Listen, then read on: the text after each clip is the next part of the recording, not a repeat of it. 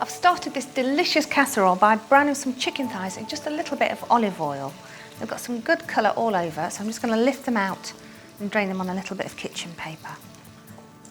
And while the pan is nice and hot, I'm going to add in some sliced leeks and some thinly sliced garlic. For the full recipe, you can just click on the link. Now I'm just going to soften those down for a couple of minutes.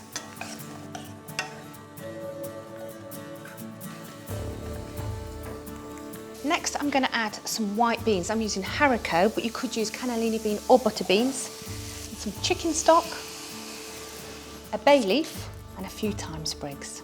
So a really lovely combination of flavours here with the garden herbs, the leeks and the beans. It just needs to simmer for a couple of minutes.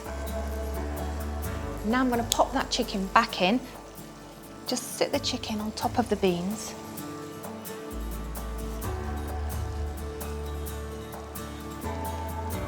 And then pop a lid on top and simmer that for about 15 to 20 minutes until the chicken's completely cooked through. And for more lovely recipes, don't forget to click to subscribe.